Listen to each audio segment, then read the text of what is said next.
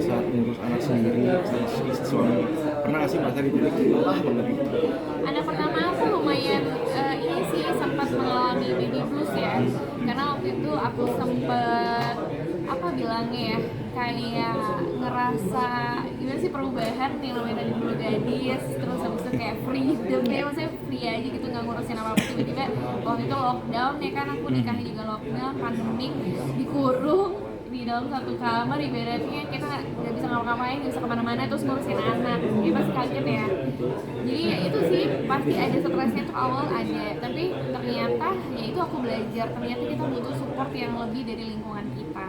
Jadi mama akhirnya mensupport aku, ngasih tahu segala macam. Suami pun dia membantu aku akhirnya, oh gini, karena kan dia juga masih awam ya, hal-hal kayak gitu juga dia nggak tahu. Jadi ya kita sebagai orang tua memang kita harus butuh banget yang namanya parenting, butuh banget yang namanya belajar, karena kayaknya mau setua apapun orang tua dia masih butuh ilmu untuk ngajarin anak-anaknya, begitu pun anak-anaknya ini gitu sih kurang lebih.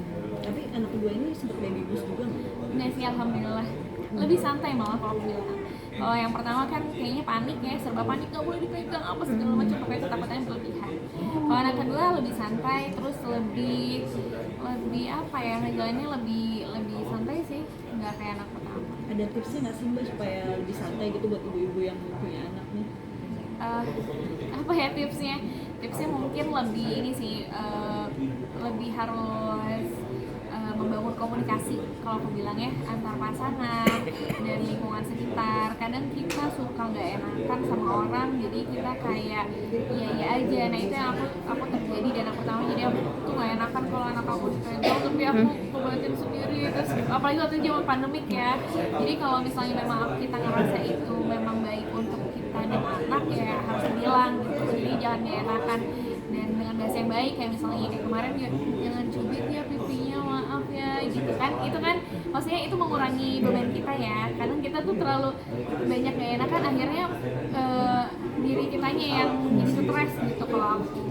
Makanya akhirnya ya diskusi terus support system juga udah terjalin dan terbangun, akhirnya anak kedua bisa lebih santai. Dan sebenarnya ya takut berlebihan itu sih, karena anak pertama kan belum ada pengalaman ya, jadi wajar banget sebenarnya. Pas anak kedua aku, oh iya anak pertama dulu gini, oh ya udah anak kedua berarti gini, jadi ritmenya udah ketahuan gitu kalau aku. Walaupun sebenarnya beda-beda ya, maksudnya kalau ngidam dan segala, bukan ngidam sih, maksudnya proses kehamilannya kan beda-beda pasti, nggak mungkin sama. Lebih experience lah ya kedua ya? Hah?